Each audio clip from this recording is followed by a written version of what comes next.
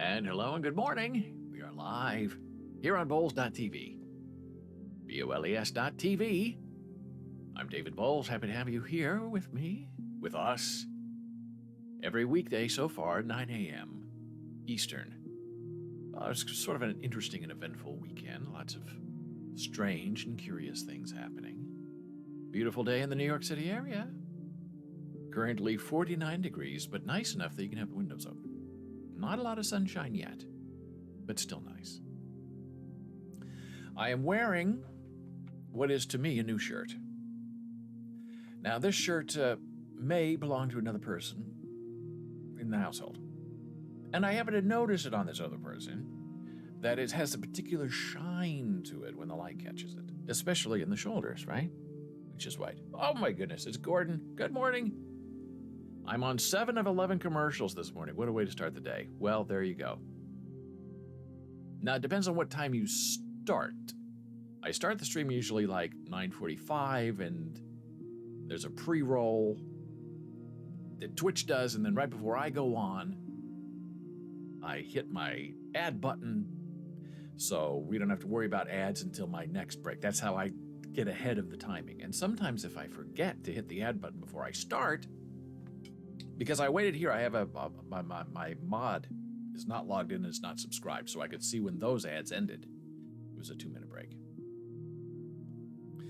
If I don't, then the automatic ads will run like 9:15. It's like every half hour or so, 26 minutes, something like that. So if I do it right before I start, and then when I take my next break, we should be ahead of the ad game. But who knows? It's sort of suggestions, as I understand it. When you think you would like to run your ads, and when Twitch decides they're going to run your ads. I think it's based on how many people are there, how many people are coming in and out, and when they think they have the most viewership. So I especially like this white stripe here, because when the sun catches it, it's really very bright. And I thought, I wonder how that would look on the live stream with the bright lights. Is this going to burn because it's bright white against the dark black, or is it going to kind of even itself out with my pasty white arms and hands? And so I said to this other person, hey, do you think I could borrow your shirt? And now I've been wearing it all day, all morning, and it's very comfortable, very lightweight. It looks great on stream. I love the racy attitude of it. And now the question becomes, when you borrow something, how long does it remain yours if you never give it back? If you keep stealing the one thing that you're borrowing, when does it become yours? It's a curious question I've been thinking about for the last hour. I'm probably not going to get away with it, but an attempt has been made.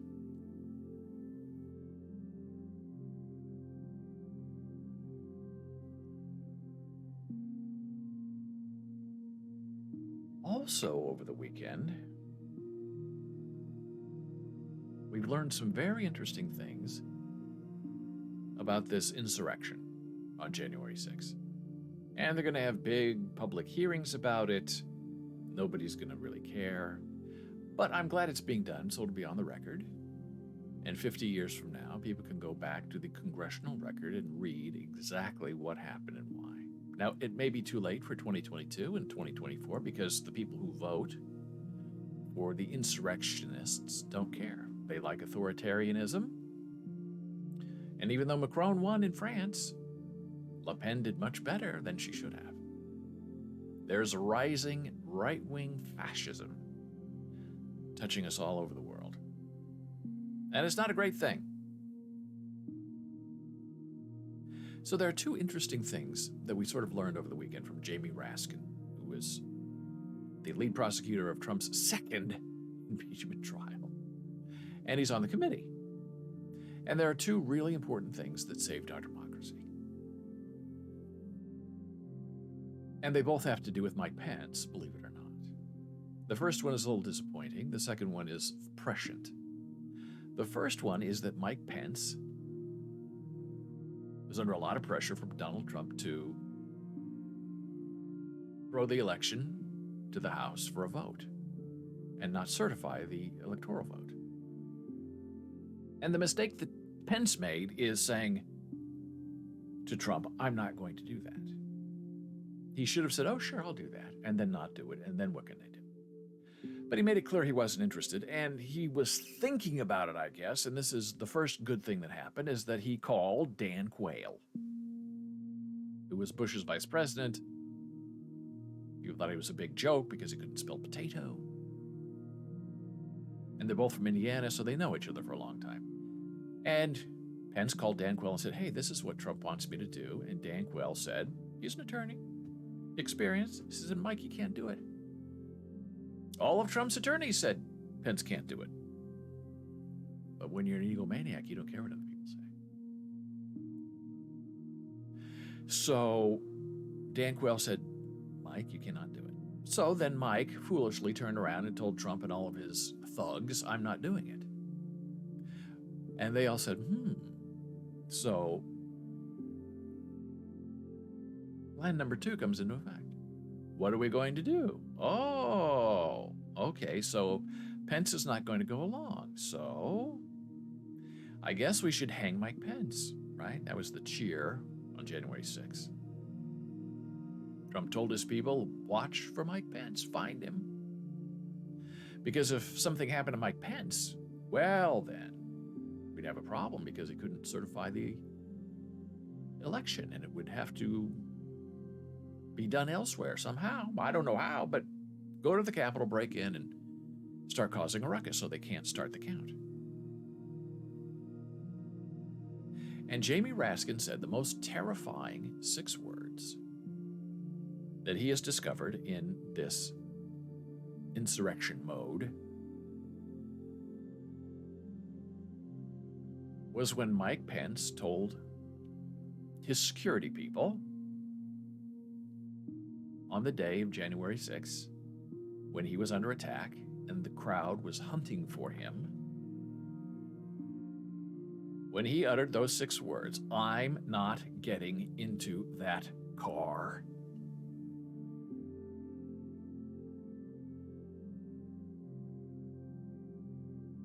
And when you think about it and you listen to Jamie Raskin explain it, it is terrifying. Because if not for that sentence, for those 6 words, we probably would not have Joe Biden as our president.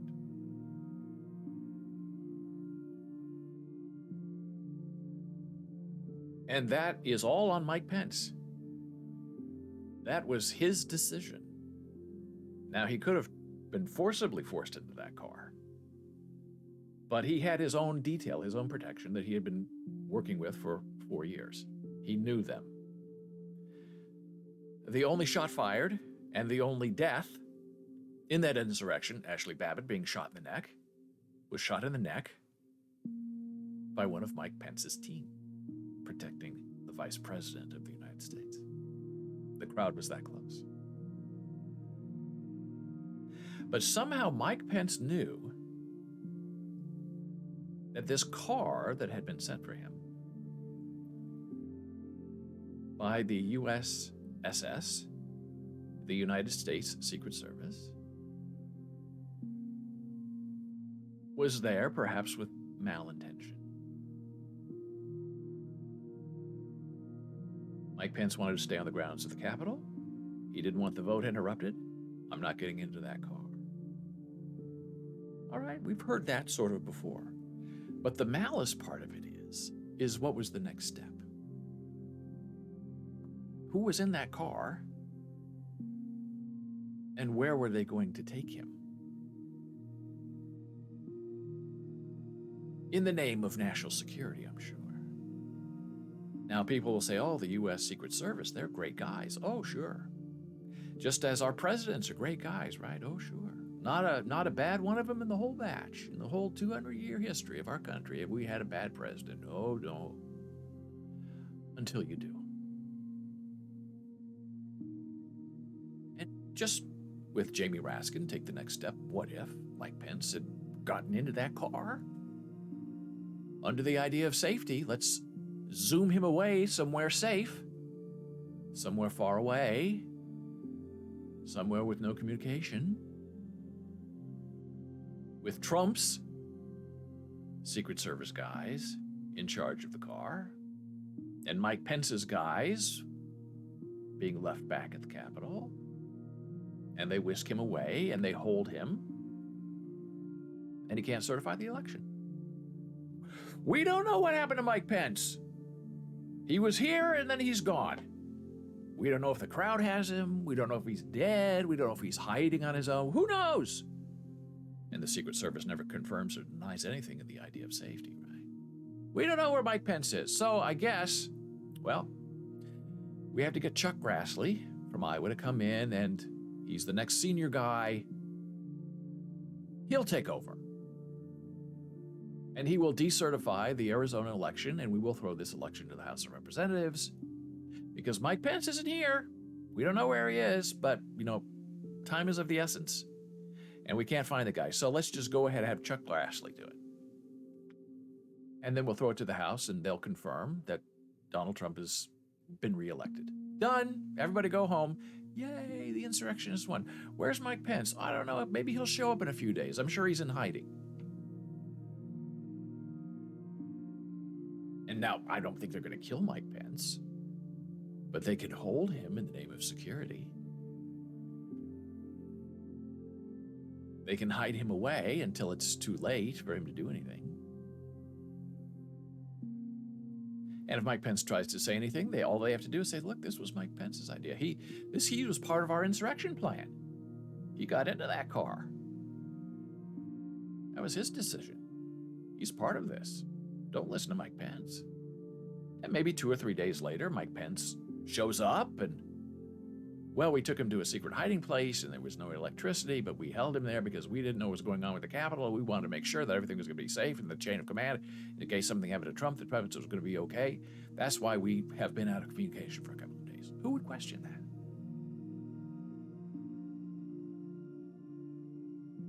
So, what saved our nation? 2 things. Dan Quayle. If Dan Quayle had said, Mike, I think you could do it, I think Mike Pence would have done it. And the second thing, according to Jamie Raskin, is I'm not getting into that car. That's how close we came to having Donald Trump back. So these are the kind of people we're dealing with.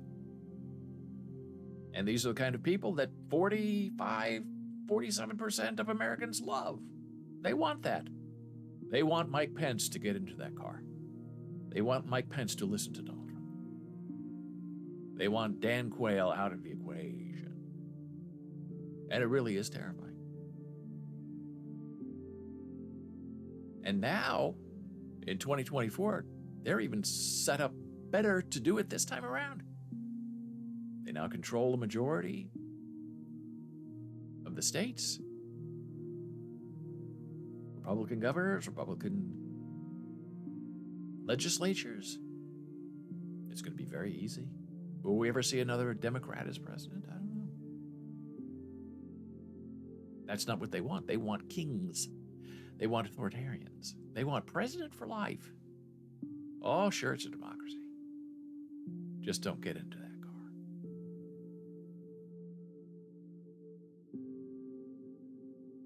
So right before we came on the air today, if you can call it that, I received an email from my friends at Soylent. And I have a love-hate relationship with Soylent. I love the idea of Soylent. I love what Soylent is.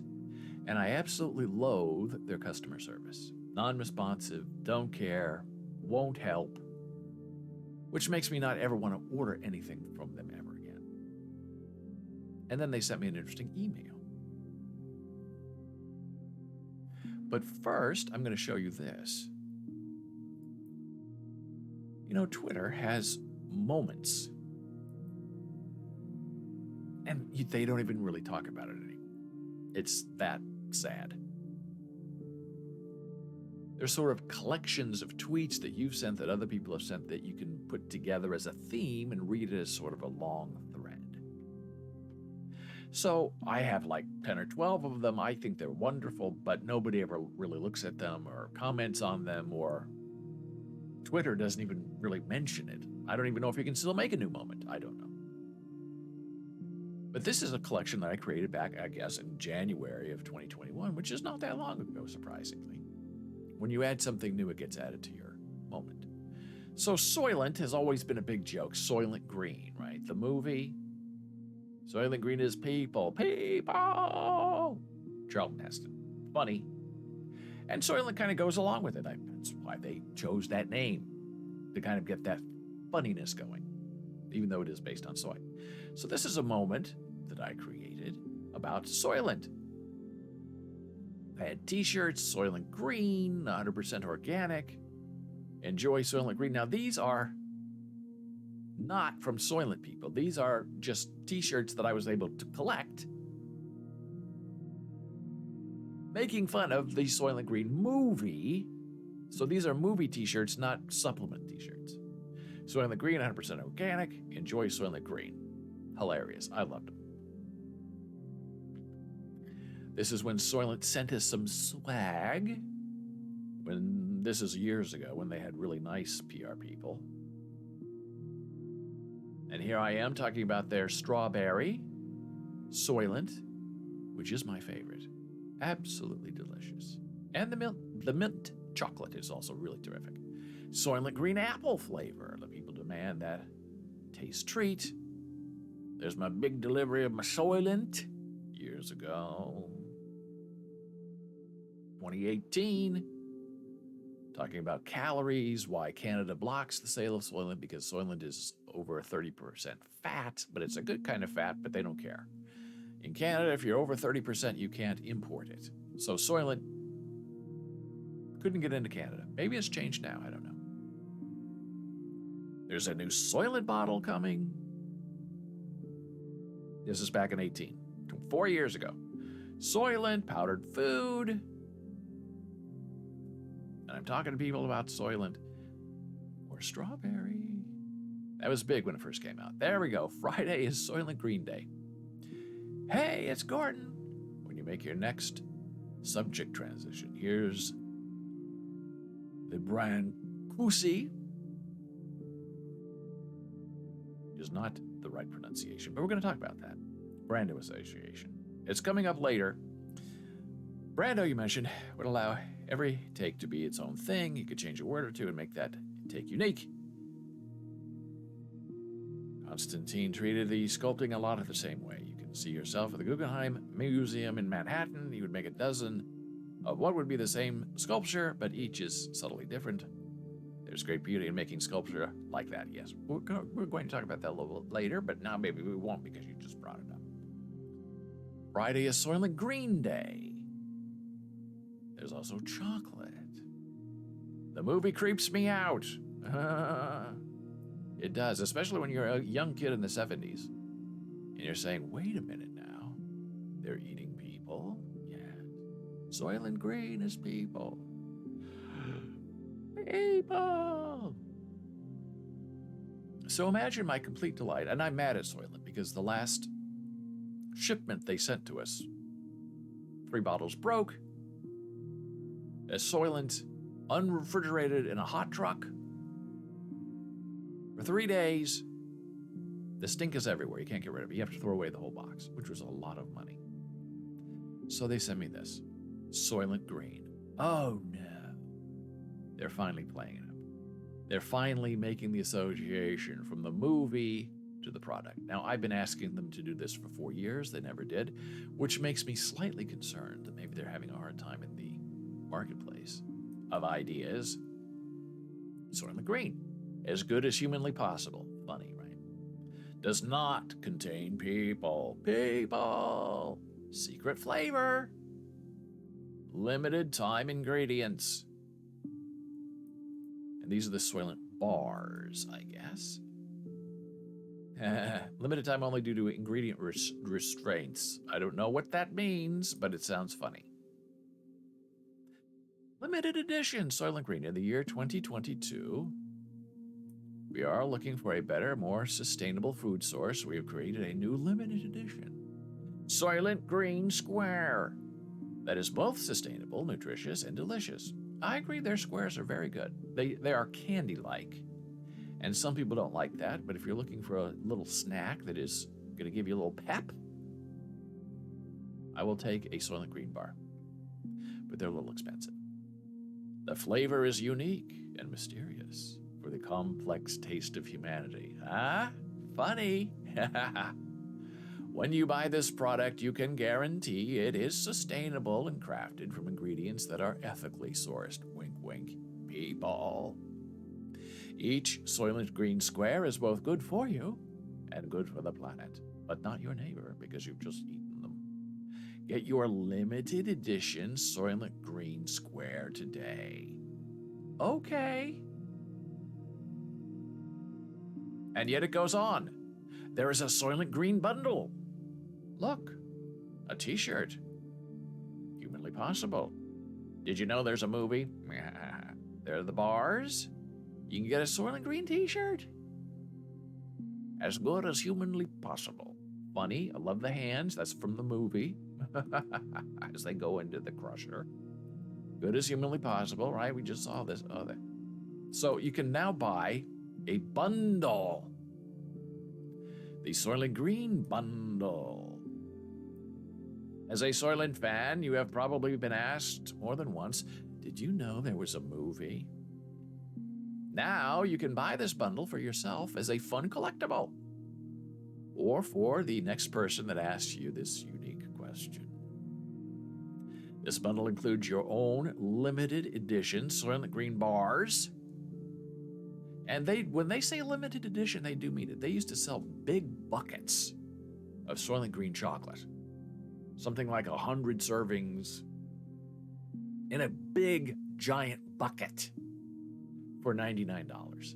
And people who just said it was worth $350, and people would go and buy 10 buckets at a time because they said it was limited, and people didn't believe them. It was limited. For about 3 weeks, and then it's never been back. It's never shown up again. People beg for the bucket to return, and they won't bring it back. So Soylent, believe it when they say it's limited. It's not coming back. Now you can buy this bundle for yourself. The bundle includes your very own limited edition Soylent Green bars, a Soylent Green t-shirt, which I really love because it's actually from Soylent, and 12 bottles of delicious minty green Soylent shakes. Now, is that the mint chocolate shake? It's got to be, right? I think it's got to be, yeah. I think, unless it's something new. Mint chocolate, yeah, it's mint chocolate, which is very delicious. And it's not green, it's chocolate.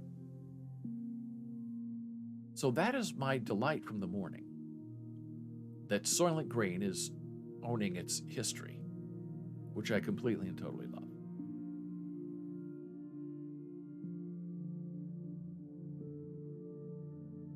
And speaking of Twitter and moments, I'm just going to say very briefly, I'm very concerned about this Elon Musk and his ego and all of his money and buying Twitter to turn it into his favorite plaything. Now, the idea I like that you can edit a tweet maybe after a limited amount of time so it cannot be re-edited. I like his idea that if you buy Twitter Blue, you're instantly verified, but take it the next step. Just don't make people pay to be verified. Although chess.com will now verify you as a fair play player if you pay them, I think, $15 a year. Just make verification free. If you want to use your real name to identify yourself and link to a credit card and phone and email address, whatever, and get the blue check. That's all you want. You want to know the person you're talking to is a real verified person. So at least Twitter knows who that person is, if not everyone else. Right now, the blue check is more about celebrity and fame than it is about function or safety.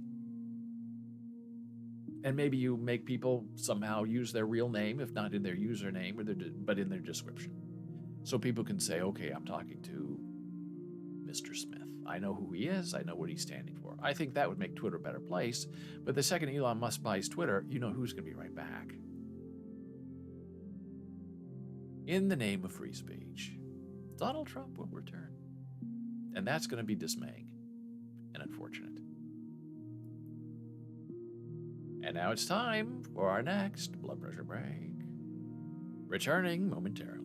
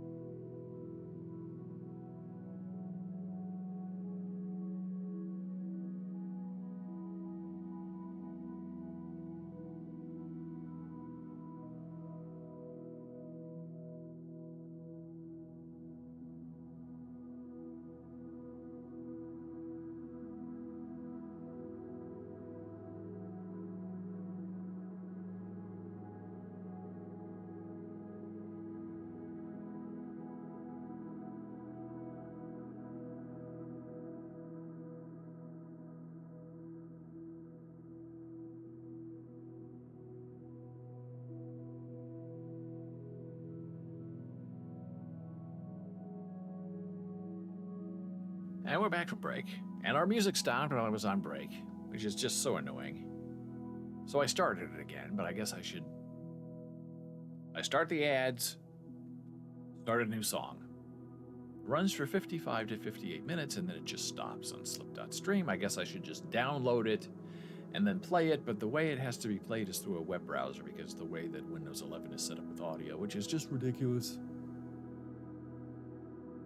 So on break, I received this notification, and we're not going to talk about this yet, but in a moment. But I'm going to reply to it right now because it's funny.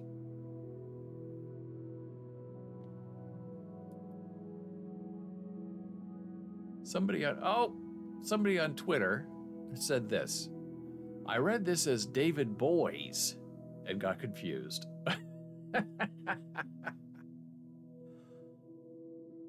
David Bowles is now live streaming. This is my promo for our live show with the Batman. So now I have to reply.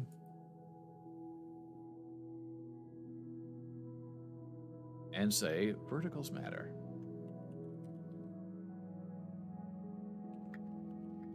We get confused all the time. Oh, the heck. I was going to say HE double hockey sticks, but the heck I get for having a name this close to David Boys, you would not believe.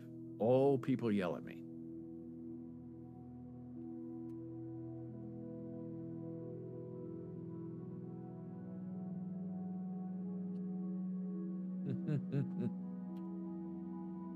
Reply, boom. And then I have to forward this because it's funny. Retweet, I mean. Boink. Funny. Forever in each other's arms. David Boys and David Bowles. Do we wish to be each other? Probably not. And he has 6 likes on his mistake. It's ridiculous.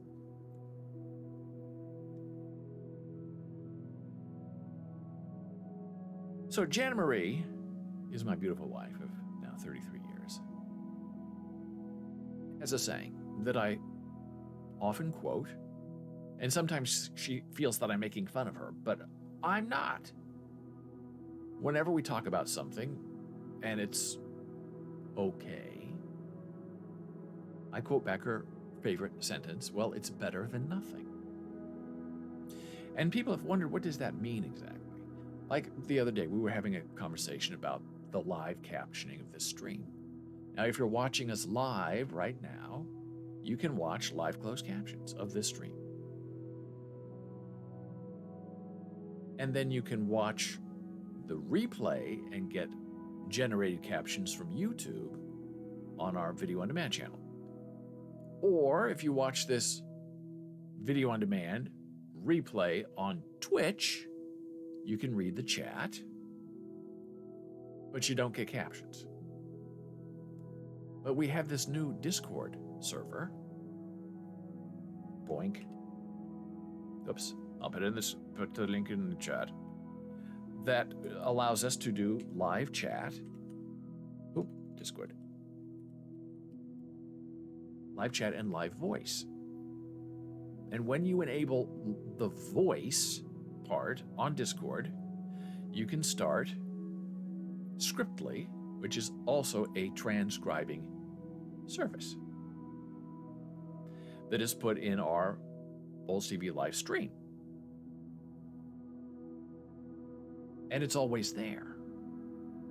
So if you miss a show, you can go back and read the text. Now, it's not perfect. And our live stream is not perfect, and YouTube's captioning is not perfect, and Facebook's captioning is not perfect. They're all just a little bit different, and they're all a little bit awful. But, as Jana would say, pause, pause, pause, it's better than nothing. And to understand that, you have to understand who she is and where she came from. As a deaf child growing up in the Midwest in Iowa, and she is of a generation where there was no such thing as closed captioning. So you really didn't watch a lot of TV. You didn't go to the movies. And if you tried to watch TV, and if you had some talent, you could try to lip read the actors. And it's so interesting that in some movies and television, some directorial styles is to never have the person who is speaking on screen. They choose to have the person being spoken to on screen, I guess for the reaction shot, which makes it impossible, really, for a deaf person to watch and enjoy the show. Where other directors are very straightforward. The person speaking is the person who has the focus, which to me is what makes the most sense. So then captions started. So there are deaf people of a certain generation who have never been able to experience Disney, movies, a cartoon, Saturday morning car. You couldn't experience it because you didn't understand what was going on. It's only been in the last 20, 25 years that closed captions have become standard and now mandatory for every show that's being produced that's a live stream show. On broadcasting cable television, not on live streams like this. So it's better than nothing. Well, I'm sorry the captions are terrible on Discord, and the response is, well, it's better than nothing. And as a child, you go to the doctor. You don't understand your doctor. You need help. You need an interpreter. Now you can request one, but that doesn't mean you're going to get one. And the responsibility to pay for the doctor's interpreter or the hospital is on the doctor and the hospital. And they know that. They claim they don't, but they know that. Under the ADA, they're required to provide an interpreter. And sometimes they do, sometimes they don't. We can get an interpreter in 2 weeks, come back. But my leg is broken right now. I need an interpreter now. We don't have one.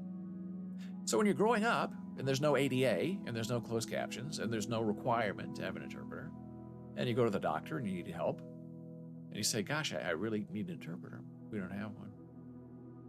So maybe someone knows a little bit of finger spelling, maybe the deaf person knows some English, and you can write back and forth, and how is that a way to get health care? It's better than nothing. Which is sort of a sad way to live your life, but it's also a very reasonable way to live your life when you're outside and sometimes ostracized by the system you're trying to be a part of. Brings me to my next photograph I'm going to share with you today.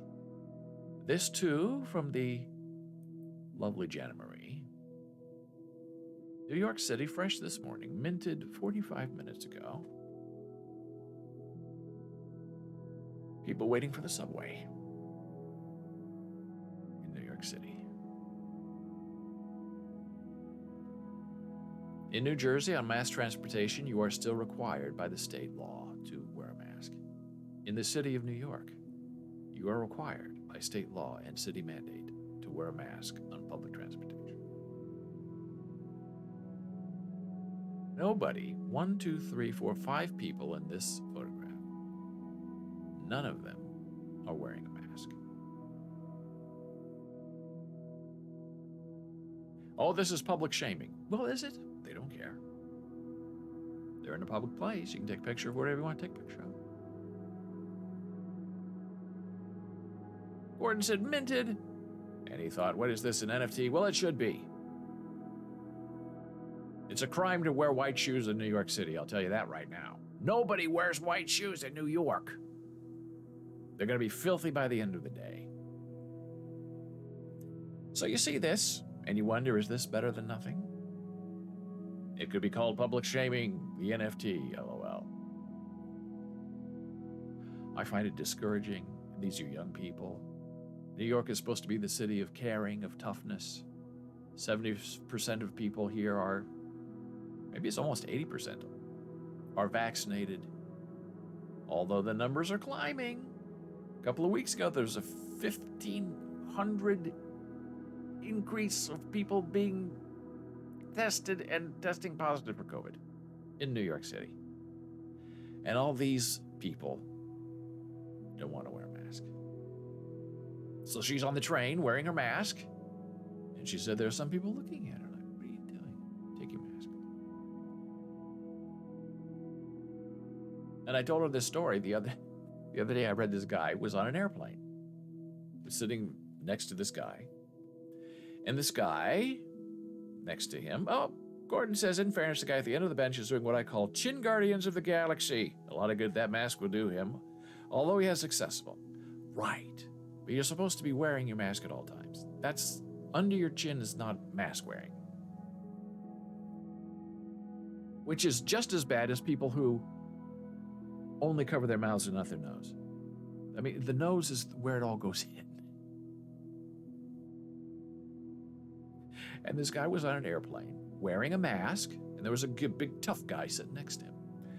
And this big tough guy said, "Hey, we don't have to wear masks on this airplane anymore. Take it off." Right? Oof.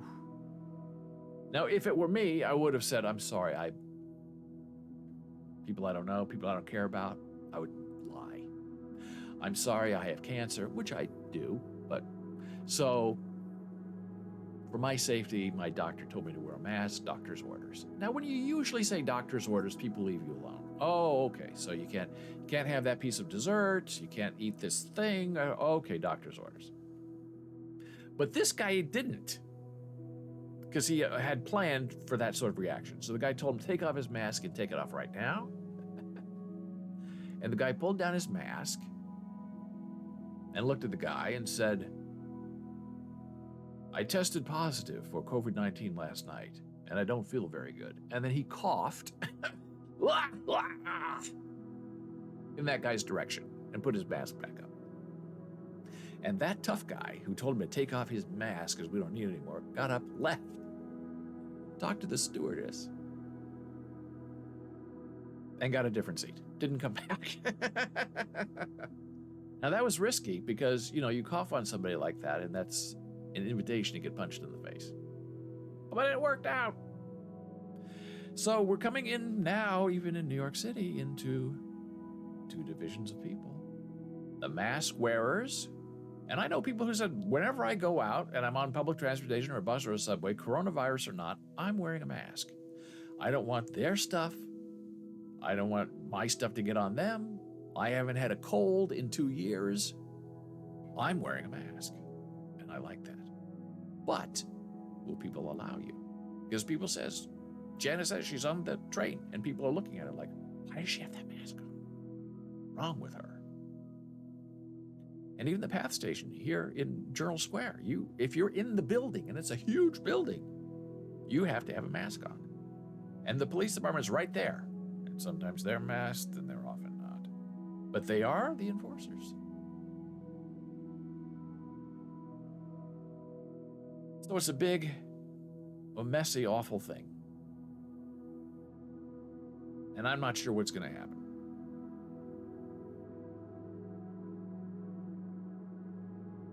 Now, I really do want to talk about the Batman, but it's going to be a little long.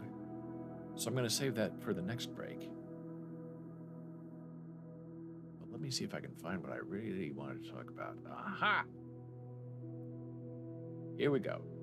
On Friday, Gordon brought this up, and he mentioned it at the top of the show. Konstantin Brancusi is how I pronounced it, and Gordon immediately corrected me and said it's Brancush. And I said, okay, well, Brancush. So over the weekend, I wanted to make sure I was pronouncing it right. Pronounced Konstantin Brancusi, right? Typed it into a Google thing, hey? And I click on the Google. Konstantin Brancusi.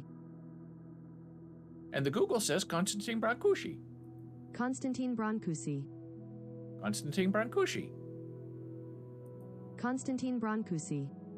Okay, so that's dismaying. I think about what? I've turned this up a little bit. I'm thinking, what's going on with Gordon? Why is he telling me about Konstantin Brancusi? Konstantin Brancusi. Konstantin Brancusi. Konstantin Brancusi. Gordon says,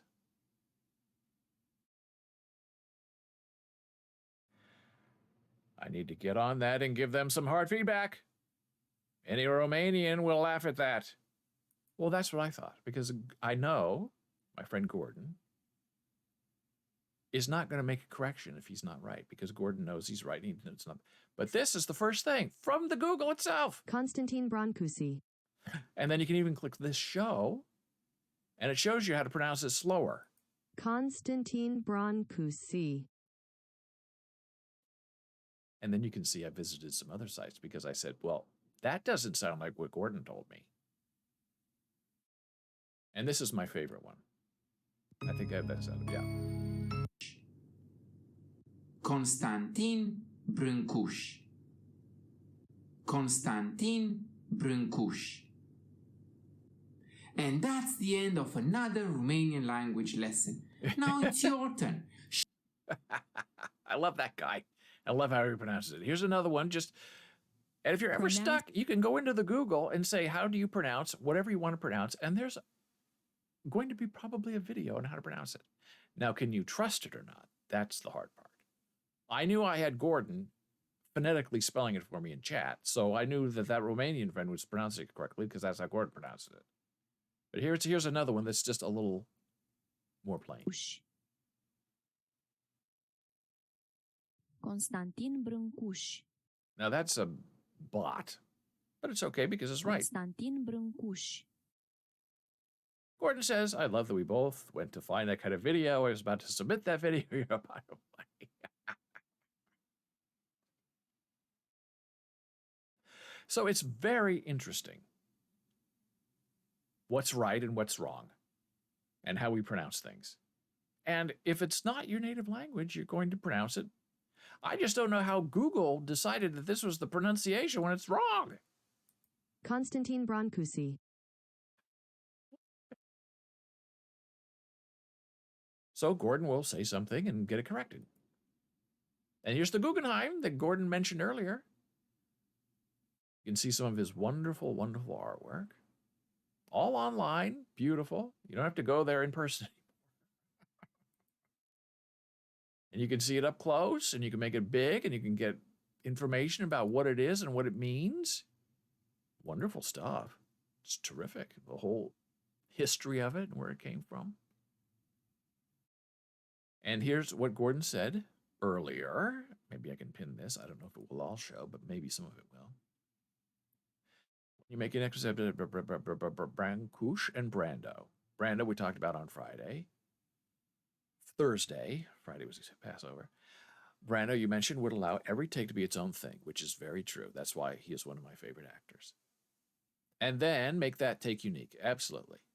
Considering Brancuș treated sculpting a lot of the same way. You can see for yourself the Guggenheim, which is where we are now, in Manhattan, and online. He would make a dozen of what would be the same sculpture, but each is actually subtly different. There is great beauty in making sculpture after sculpture like that. I agree. And some might say that's even sort of like an NFT thing, where you have one frame, one template, and then you just change one little thing, making it unique and making its own thing. And that's another form of performative art. And I love the art. I think it's just beautiful. I did not know of him until Gordon made it clear to us. As always and ever, we are forever grateful. Oh, this looks interesting. Portrait of George. Wow, that looks very interesting. 1911. Timeless. I mean, timeless. You look at that and think, my goodness, that could have been made 1,000 years ago. That could have been in 1911. That could be this year. Beautiful. Now I have to turn this down. Whoopsie. I've turned this down so I get my music back on. And go Shazam this. Yeah. Now we're back.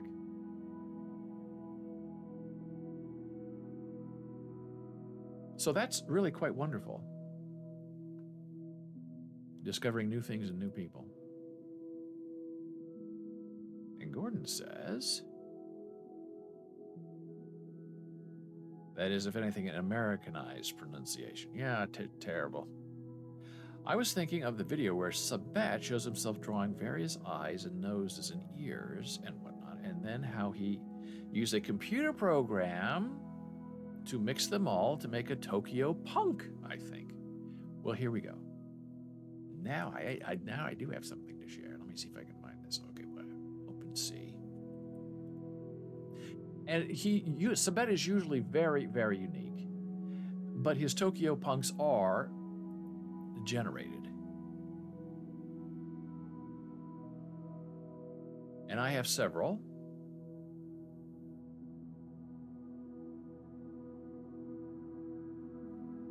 And the punks that I have are this yellow hair and ears. And what changes are the eyes, the nose, and the mouth. Eyes, nose, and mouth change. Eye, nose, and mouth change. And the background color. But the hair is always the same. The face is blue. In the ones I'm choosing to collect.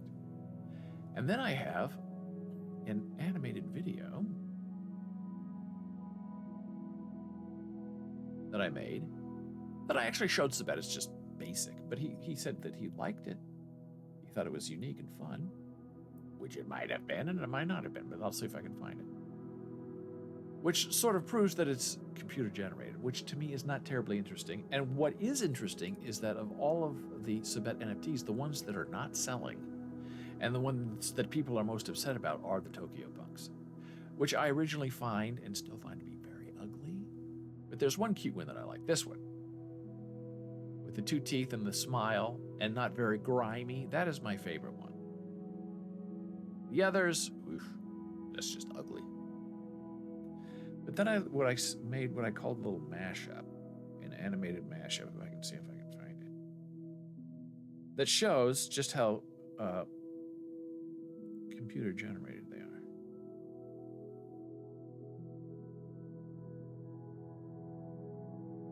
I also did it with all of the ugly kitties that I own, but those were not computer generated. As you can see, they're all my ugly kitties. That's an ugly kitty, believe it or not.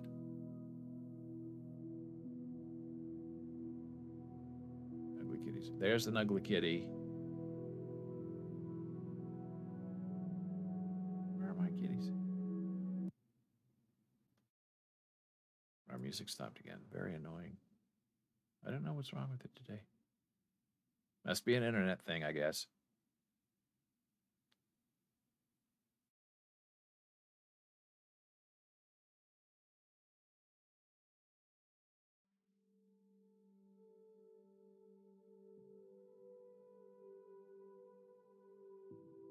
There, those are like these two. These are ugly kitties. And you can see they're not templates. But where is that one that's I animated it? No, I know I have it somewhere.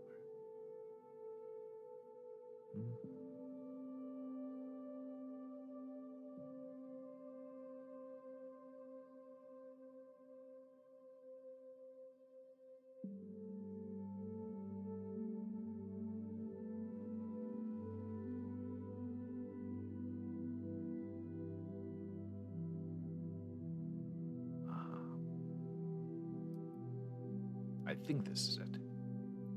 We'll see if it animates. I don't know. Sometimes Google's weird about that. Ah, there you go. So you can see what changes and what stays the same. So he draws all these individual pieces, as Gordon was telling us, and then a computer program puts them in place. Puts the eyes, I think they're something like, 5,000 Tokyo punks. So this to me is slightly cheating when you're creating things. A lot of artists do it. Sabet tends not to. But in his Tokyo punks, he did. His Pixel Pop kids, all painted. Ugly kitties, all hand-drawn.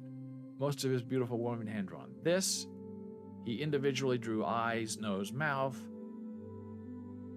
and put them like this.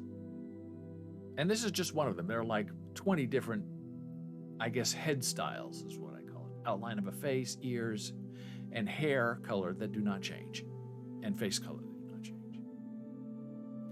So there you go. That's Sabet. And now we're going to take a break. Oh boy. And we'll come back and we're going to have a conversation about the Batman. Pause. Back in a moment.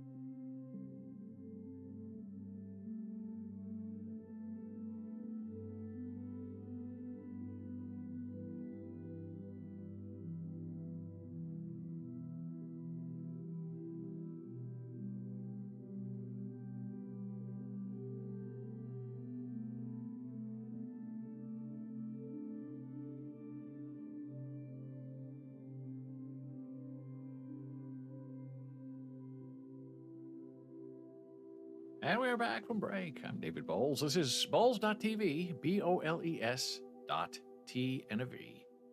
Monday through Friday, 9 a.m. Eastern. Making the world unsafe for fascists. So I'm going back to this. Here's Gordon.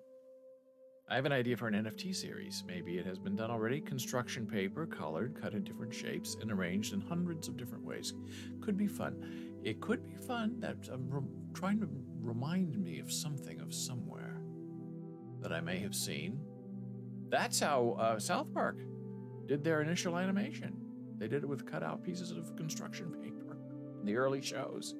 And people liked it better than the modern-day animation. But the guys who created say, look, let the computers do it. So I'm going back to this guy who made this comment on that I'm David Boyce, which is sort of an insult because while he's a wonderful lawyer, he's not the most popular lawyer. So I'm going to reply to him again and say something that was actually what I thought.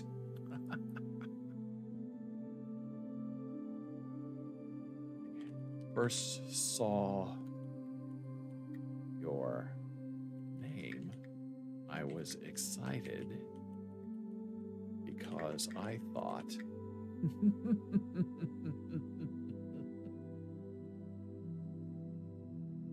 oh, I gotta make sure I'm spelling this right. It's gonna kill the joke. I thought LAPHROAIG.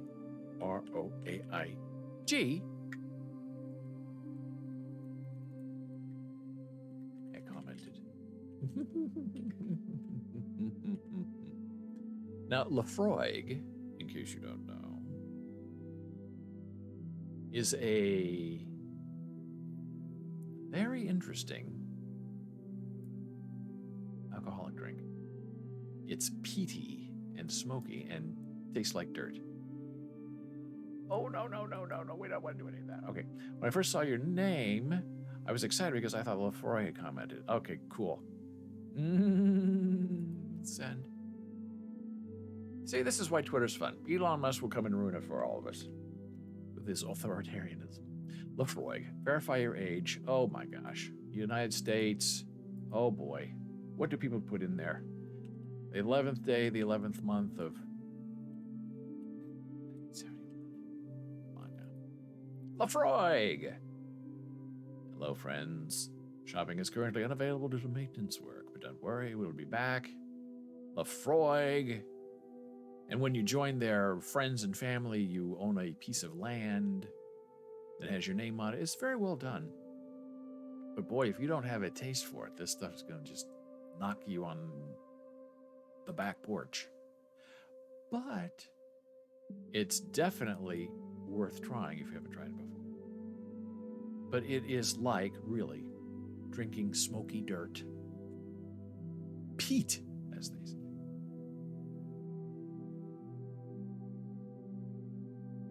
Well, now we come to an interesting part of our conversation. Oh, there's another one thing that I discovered on our break.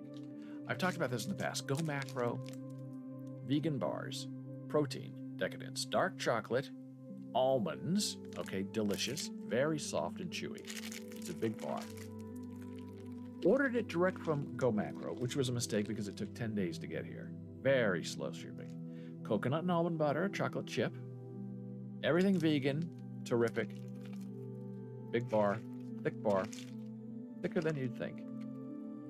And my favorite, new flavor, salted caramel and chocolate chips. Organic, vegan, gluten-free, terrific stuff. They make great stuff. Better than the Kind bar, but probably better to order online from Amazon because you get it the next day.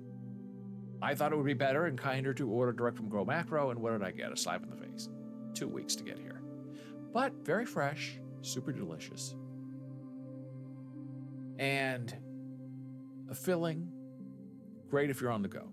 And if you want something desserty, just to give you a little sense of something that is not spicy or hot or savory, the Go Macro bar is it.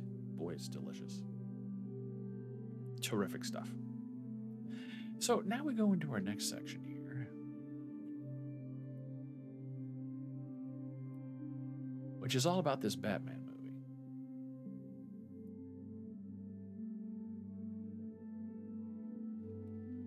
And I was excited to see it. We actually bought the movie, even though it's streaming on HBO Max. But I thought, hey, support the movie. I like having a library that belongs to me that isn't just rented.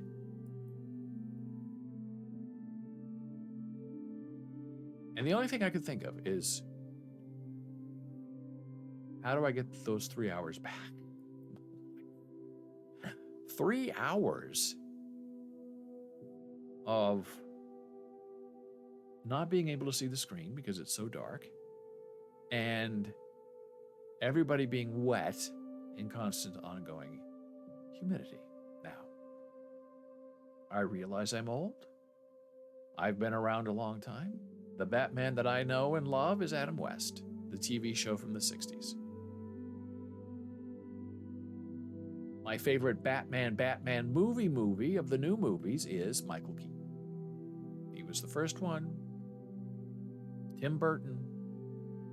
Jack Nicholson is the Joker. Iconic. They get the story right. It's a comic book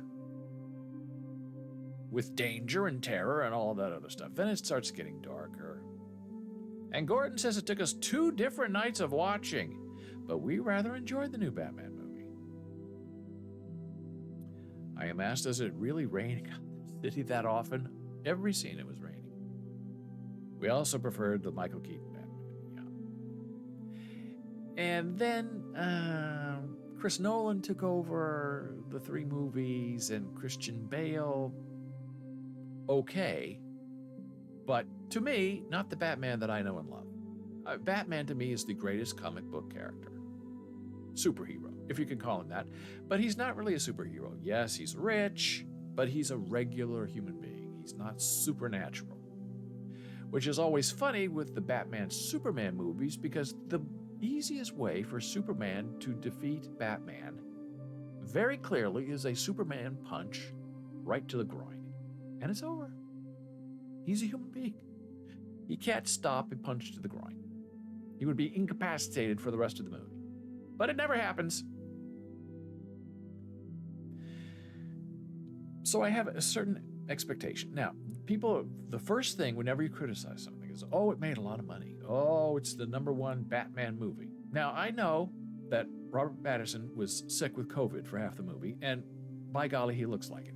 Every time he's not wearing that stupid cowl, he looks like he's dying of COVID.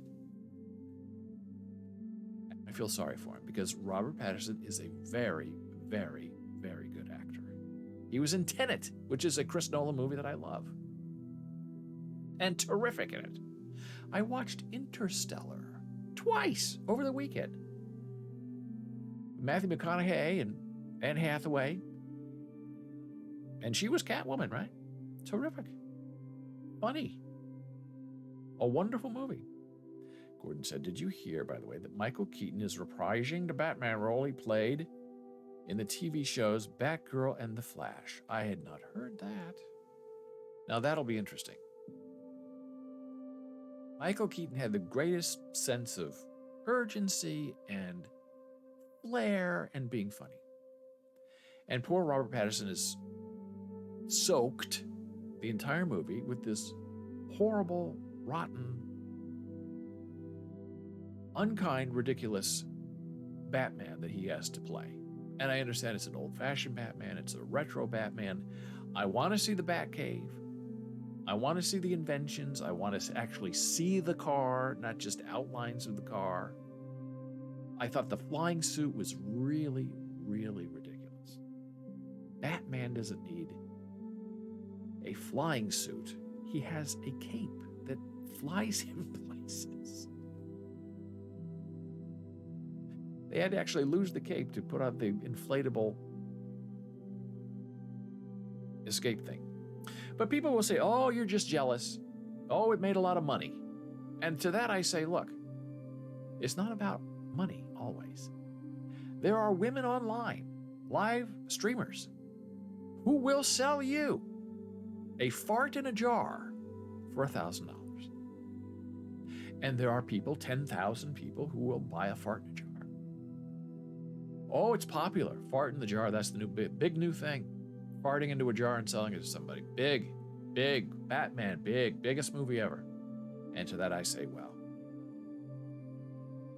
it can't always be about money, because money has nothing to do with quality. And you can't underestimate the bad taste of the American public and what they decide to spend that money on.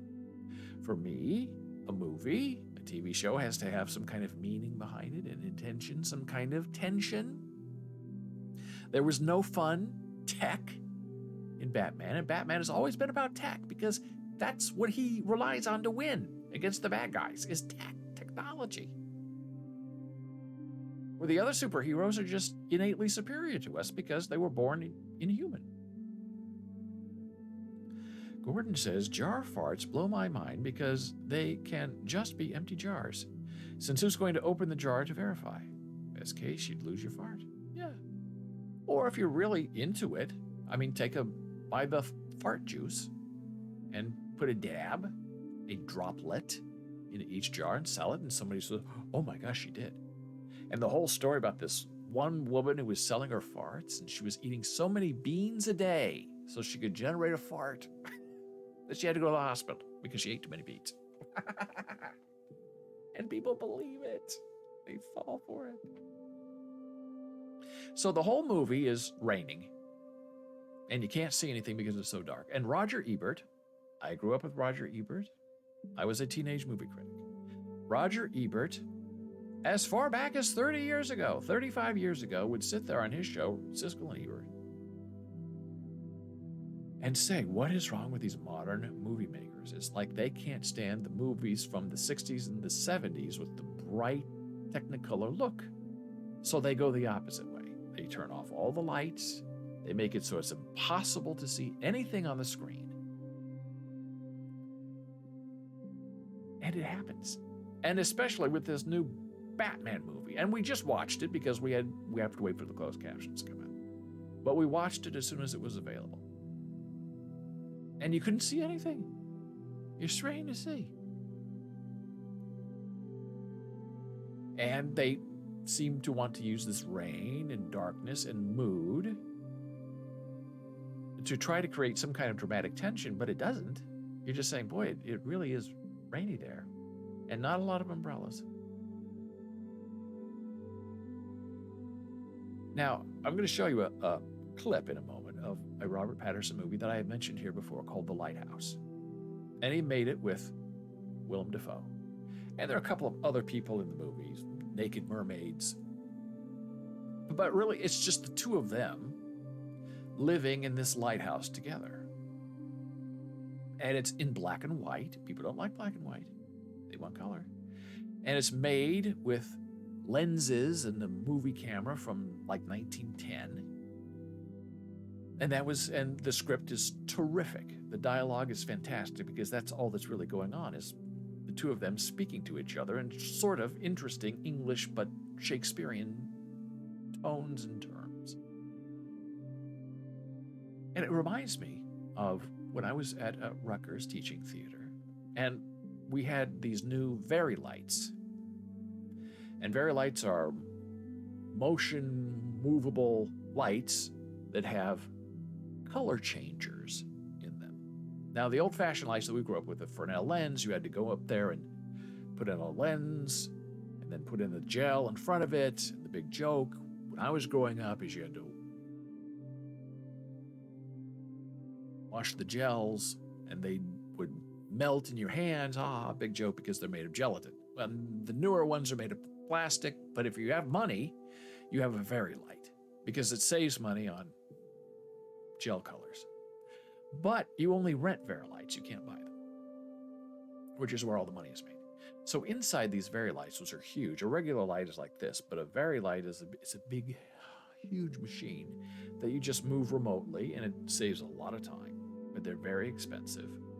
And they have scrollers inside that change the colors of the light.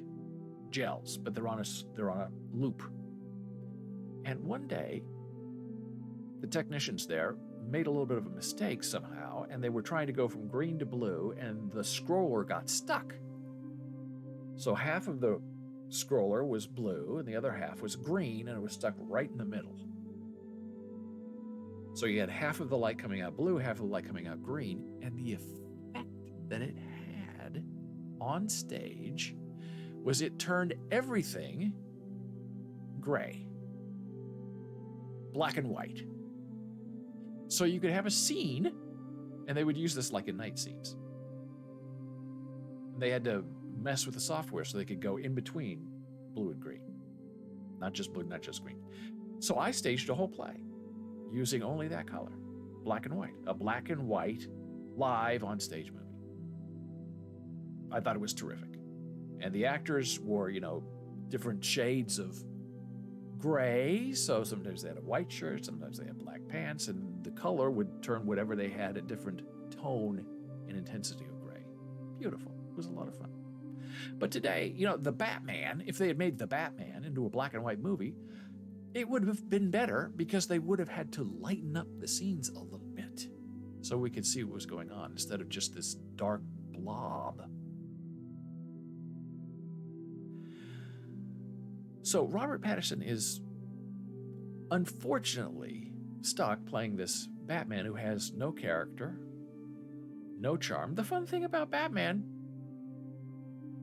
is that he's this rich guy and fun and sexy, silly, 007 kind of guy. Flirts with women, and there's none of that charisma there. And you just look at Robert, you think, I can tell you're not feeling it.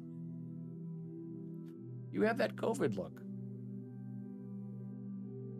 Then, Zoe Kravitz is wonderful to look at. But she doesn't have a lot of, for me, allure or sexual tension with Robert. And I guess it's supposed to be this big love story between Catwoman and Batman, which in the other movies has been there. There's been that interesting sort of sexual tension. And I think part of it is that Zoe Kravitz looks great, but she is not a great actress. It's just painful. And it doesn't help her as an actress, where her whole thing is that the bad guy, John Turturro, is her father in the movie. I mean, what? I mean, that's just like pasted on there. That doesn't make any sense at all. In the Batman milieu. Now, Paul Dano was the Riddler. And I didn't understand that either. The Riddler is supposed to be a funny guy who has riddles, and instead they made him into Bane Part 2. With the glasses and the duct tape. Paul is a great actor. He has been in many things. He was good in this role as a crazy man, but the character is not the Riddler. Greeting cards from the Riddler that are not riddles. They're statements. See you in hell. Hello, Bruce. I mean, how is that a riddle? Even the television show did that. You'd have a riddle skywritten in the sky, and Batman wouldn't know what it was, and Robin would tell him what the riddle is. Riddle me this. Classic line from the Riddler. And instead, what do we get? We get a question mark and a cup of espresso in foam. The whole humor of Batman is you have this crazy evil guy out there trying to take over the world or destroy Batman through comedy of riddles. But there's no riddle to be solved that propels the story forward. It's either guessed immediately, but it should have several different kinds of interesting meanings throughout the rest of the show. And there's some confusion. Oh, Bruce Wayne, what does he mean? Oh, we must understand the whole thing, but none of it's clear. And then we have Colin Farrell, who is okay in a fat suit, playing the Penguin. And that role was supposed to be played by Jonah Hill. I think Jonah Hill would have been much more interesting. But Jonah Hill wanted too much money. I think he wanted $8 million, and they were offering him $5 million, so he said forget it. He should have done the movie. Gordon says Chaim made a card that said, "Riddle me this. Would you make me a baked potato?" The eyes have it. And what is the answer to the riddle? That is the question.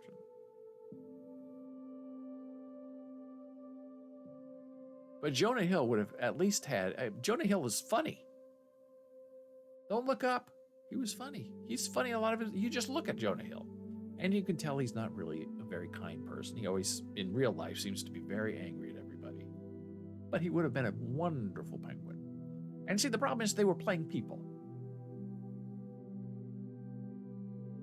Now, in the Tim Burton Batman, you had the Penguin, Danny DeVito. You had the Joker, Jack Nicholson. And they were grotesque people that happened to kind of look like animals and circus clowns. That's Batman. Having Colin Hayes in a fat suit with scars on his face is not the Penguin. There's nothing penguin-y about him. Gordon says, I made a baked potato. Pretty simple. Cut it in half, a little olive oil, some salt, if you're okay with salt. And it's 22 minutes in your toaster oven at the highest temperature. But I thought that the riddle is supposed to have an answer. I guess the answer is yes. The eyes have it. That's what I would say. Today is International Penguin Day, by the way. I did not know that. And tomorrow is International Riddler Day.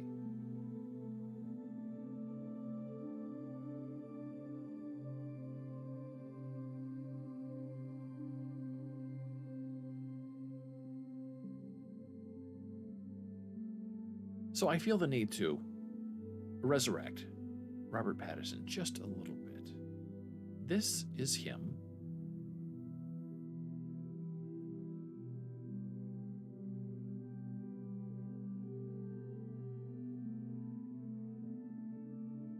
Did I lose the other one? I may have lost the other one. This is him.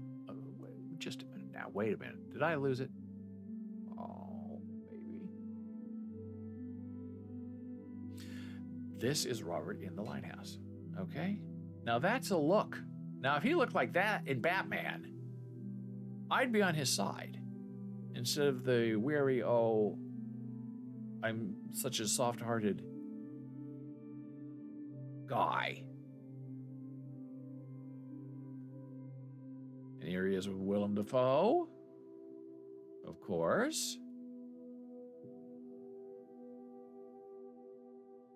And here, I'm going to play you the trailer for The Lighthouse.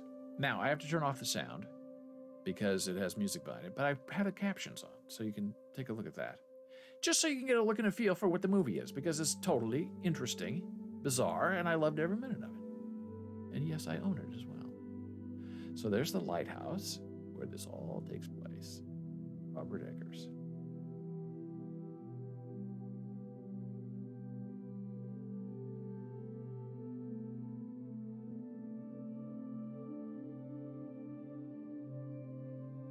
From The Witch, remember that movie? Love.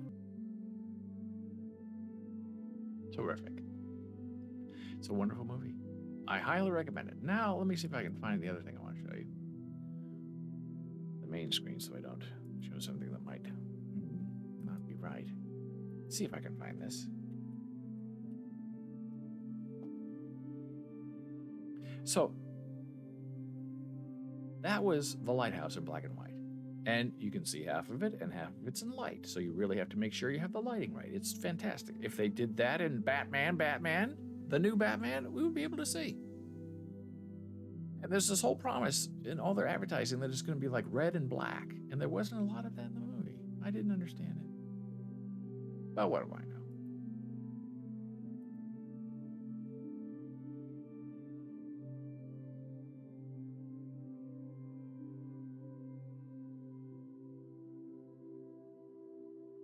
How can I turn the sound off on this?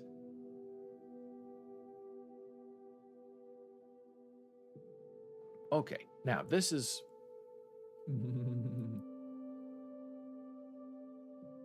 This is a mashup of the Adam West Batman cut into the new Batman. Now, I can't play the sound because it has all the music from the original Batman, and I will be voided, as they say, in video on demand. So I have to make sure that this doesn't actually play. Ah, there's sound on it. So how do I turn the sound off? Sound, no. I know what I'll do. I'll just turn the sound. I'll turn the browser sound all the way off, which takes care of our music, and then we shouldn't be able to hear this. Okay, so this is a mashup of the old Batman with the new Batman.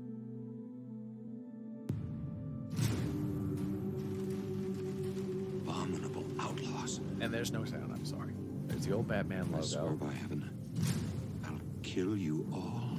The dark of Batman.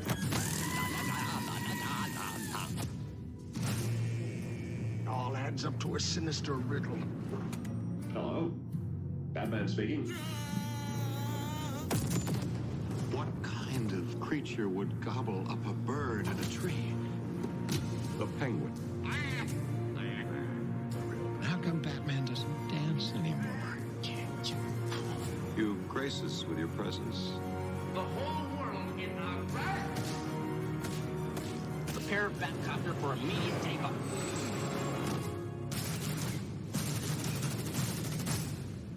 To the Batmobile.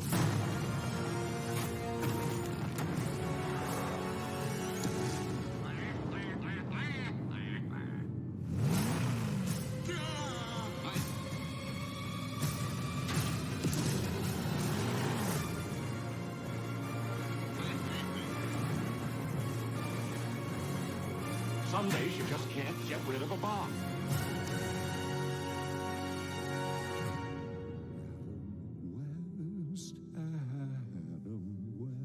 West, Adam West. Now that's funny. Now that's what this Batman should have been from the very beginning. Something funny, something lively, and it can still be dark and brooding and mysterious. But you have characters that people recognize. There was nobody to root for. That's my problem in the Batman. They were all dark and slimy people, even Batman himself. Even Catwoman, you didn't understand who is she? She's this tall and she's, kicking guys, and that didn't make any sense. And she's in love with Batman. Why? And at the end, they each go separate ways. Okay, good. Why? There was no romance from the beginning. I don't understand why we're supposed to care about them. So it's slightly disappointing in trying to figure out how all these things come together and don't come together.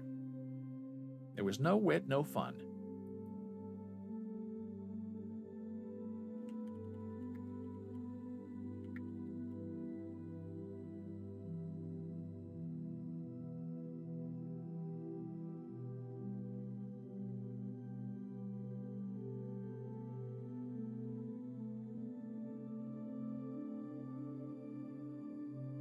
Now, this is interesting because I had to check about National Penguin Day. Now, it seems like we've missed it. The next one is January 20, 2023.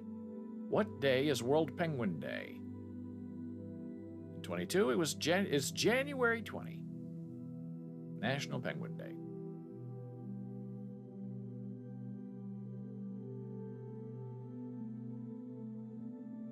International, oh my gosh. Now that's going to be funny. International Penguin Day. Monday, April 25th. Oh my, what? Why have two? Now that's confusing. Gordon wins again. I wish we had prizes. Monday, April 25th. Why is Penguin Day celebrated? Well, here you go. Every year, the globe celebrates World Penguin Day on April 25th as a way of honoring the unique bird on the planet. So what is January 20th? The day also raises awareness of this flightless bird whose existence is becoming a threat every day.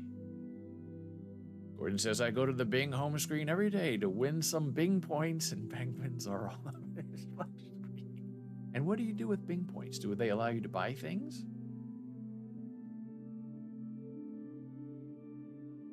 World Penguin Day was established in 1972.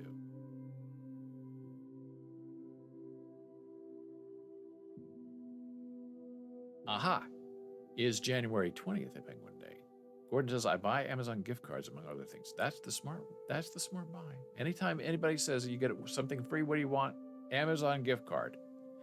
January 20th, Penguin Day? January 20th is Penguin Awareness Day, not World International Penguin Day. The day helps raise awareness, oh boy, about the flightless birds whose numbers are dwindling by the day. Penguin Awareness Day raises awareness about penguin habits and habitats. The day also aims to bring international focus to the conservation of penguin habitats. I have a feeling International Penguin Day and Penguin Awareness Day should be the same day. It's confusing to streamers who don't know the difference between the two. Which now reminds me of a very interesting topic that's sort of related to this. The difference between being assertive and aggressive. World Penguin Day, Penguin Awareness Day. Are they the same thing? I would say yes. Clearly, Google and Gordon say no. Now, is assertive the same as being aggressive? I do not think the word aggressive is negative, but there are some who believe it is negative. Some people prefer to say, I am being assertive and not aggressive. And I say, it's the same thing. There's no difference. Oh, there's a difference.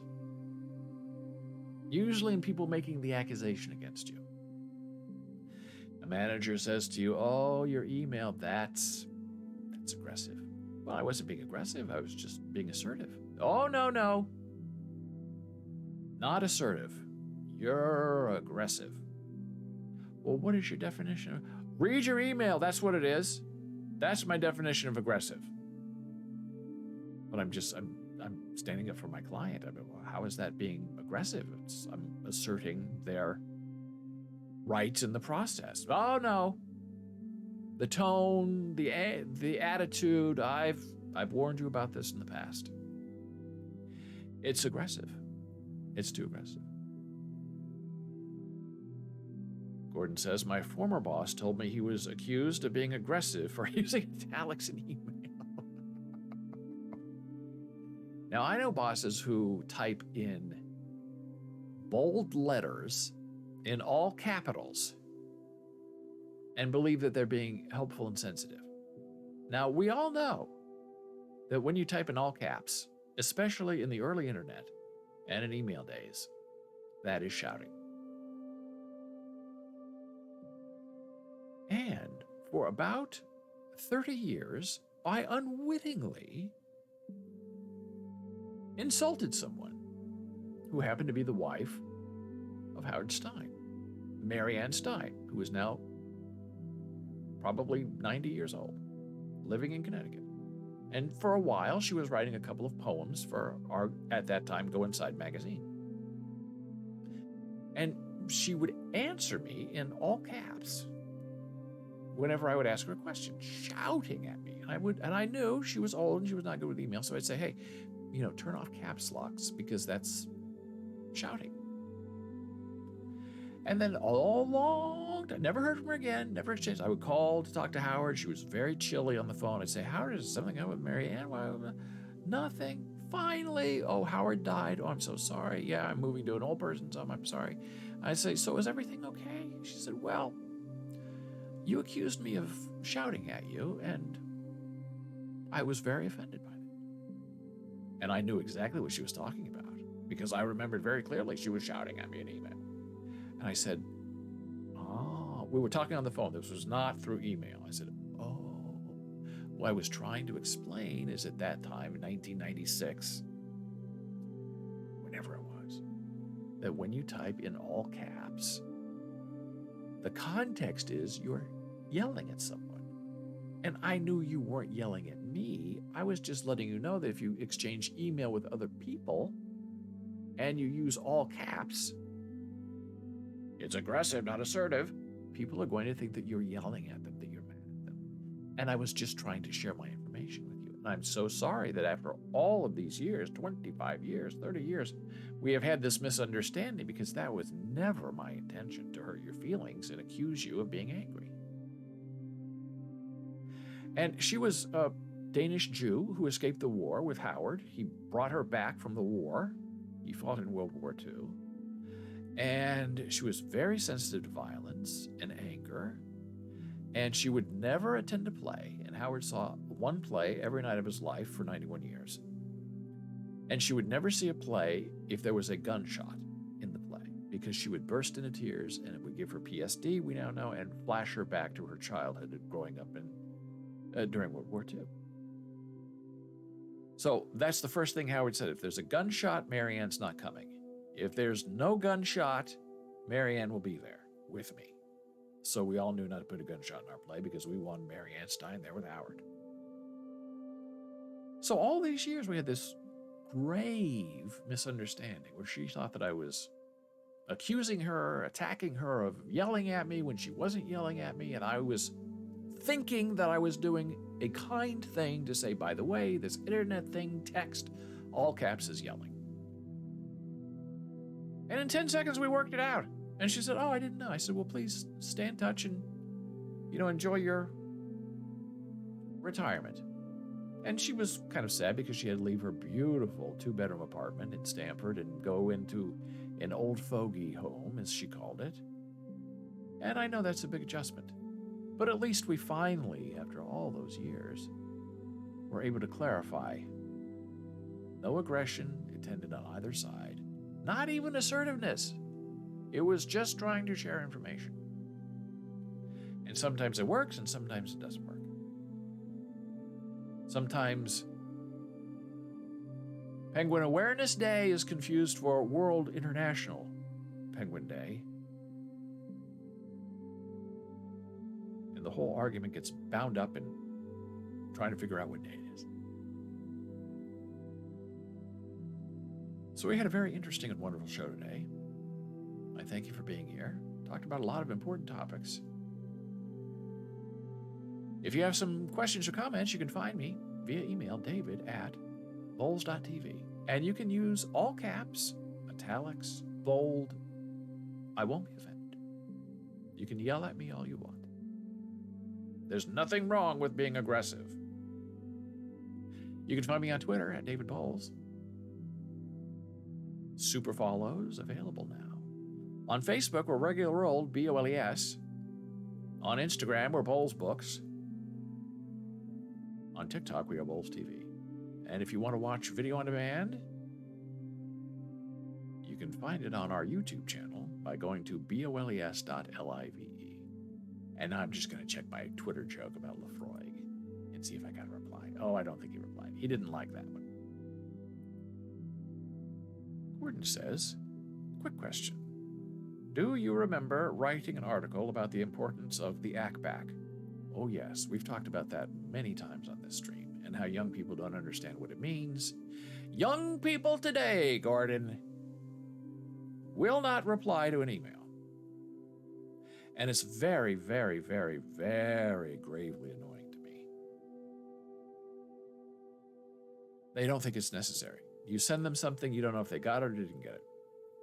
Gordon says, I cannot find it. Oh, let me see if I can find it.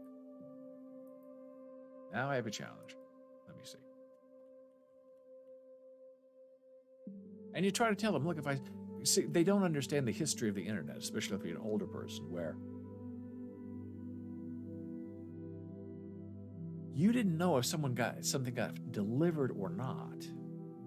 So you have to say, yes, I got your email, or oh, it ended up in spam, or.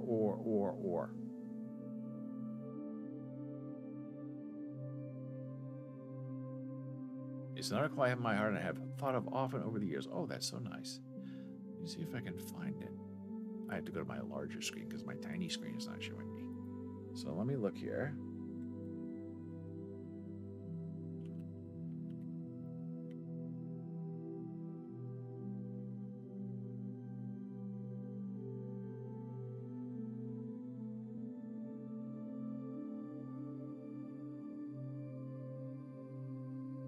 Oh, I have a new security setting set on my Google. I should show it to you. I just discovered it today because it was maybe it's always been there. Let me see if I can find it. Let's see, it's in settings.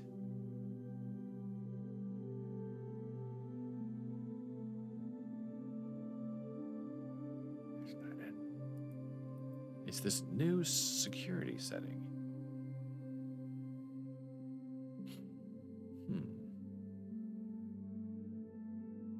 Okay, here. We'll go here. We'll look at it together. It was just discovered today, and I typed in Bowles blocks wrong and said, you can't go there. Sorry. So you go to settings in Chrome if you're using Google Chrome. You go to privacy and security. And then you go down here to security. And they have a new thing that I've just discovered. Enhanced protection. I was on standard protection, which is down here. Enhanced protection is faster, proactive protection against dangerous websites, downloads, and extensions. Warns you about password breaches. Required browsing data to be sent to Google, which some people don't like. I say, my whole life is Google. It doesn't matter to me. They already know everything about me. And here are all the benefits that you can have by taking enhanced protection, which I will leave up there for you while I do my search for hacking back.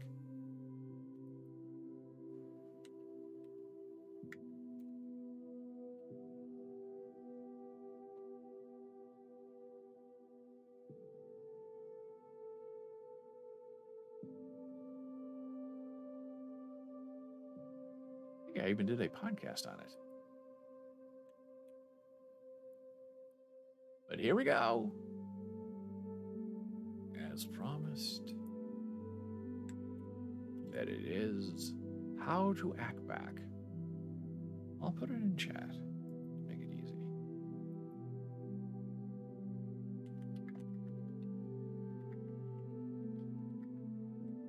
And it all goes back to the days of the internet, where if you wanted to make a change in your domain, you had to do it all via fax. It had to be written, and there was a little box where you had to check ACK.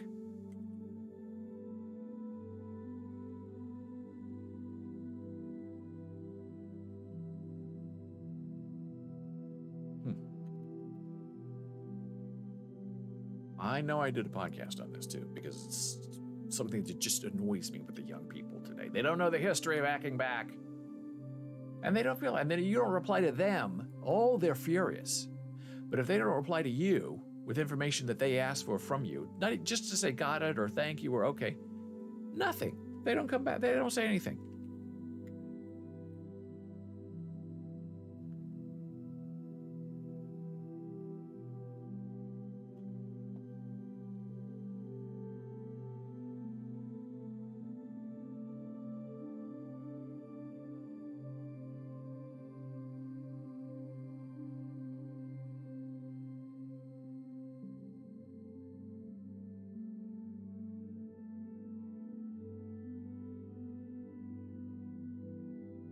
Maybe as I've talked about it on the live stream here. I don't know.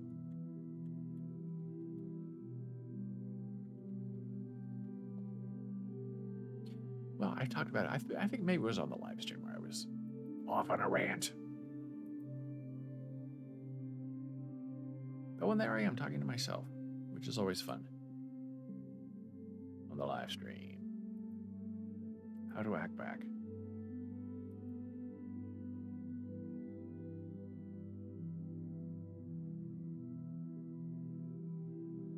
And so it's sort of dismaying where you send people information and they don't acknowledge it.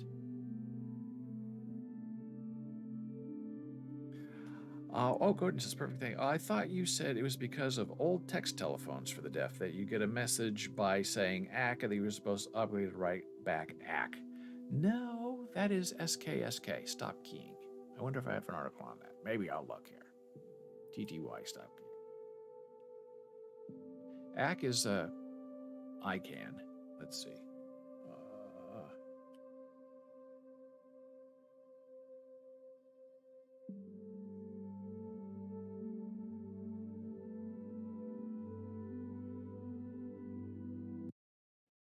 Oh, we lost our music. I hate when that happens. We have more music coming. Ah, here we go.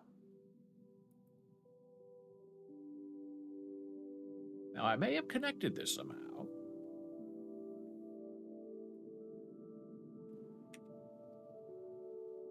But it's all fun. It's all good, as the kids say. Oh, and the other thing that really bothers me about kids today, and it's even adults now, I just don't understand it. SK, GA to SK. Is when people say, when you say something like, oh, I'm going to be a little bit late, or thanks for the information.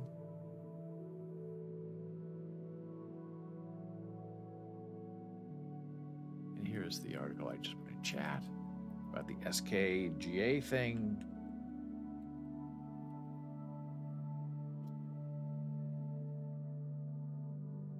And TTYs.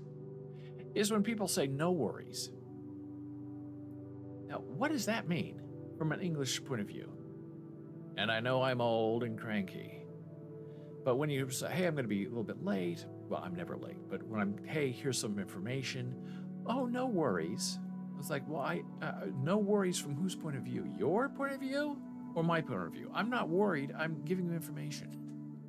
I'm not worried. Why are you worried about what I'm telling you? Don't worry. Is no worries short for don't worry about it? I'm not worried. I never was worried. Especially students today. Whatever you say to them, no worries. How is that a reply? It doesn't mean anything. I'll meet you at the park today. Reply, no worries. I would prefer them just to type back ACK. Or it says, I have had your two articles, both confounded. Confounded, conflated. No worries, Gordon. No worries. I just want to say, wow, oh, Gordon's watching ads now. Oh, no. See, we didn't take our break at 10:30. That's what happens. If you don't stay on schedule, you get the ads, and then you're in big trouble. I'm not seeing ads here on my side, so very hard to predict these days when the ads are working, when the ads are not working. So I would say to you, if you're a young person or if you're an old person like me trying to behave young, just don't ever say, don't worry, no worries, as a reply to anything. Because it doesn't make any sense. I'll be there in 5 minutes. No worries. I see you're wearing red today. No worries.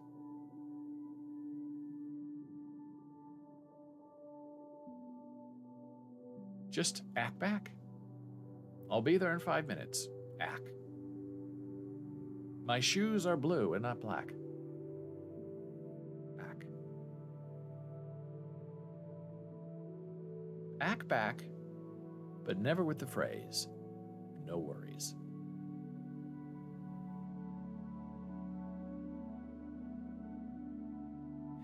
And on that lovely note, I guess it's International Penguin Day, Appreciation Day, International Appreciation Day for Penguins. But not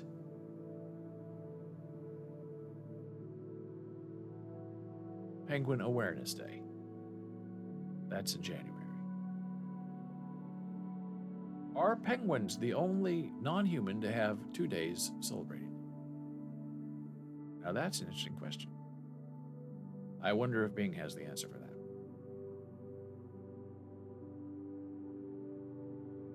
So until tomorrow at 9 a.m., I hope you have a wonderful nap. I hope you can sleep well. Wake up, feel good, and make sure your soul and your life is filled with joy. I'll see you tomorrow.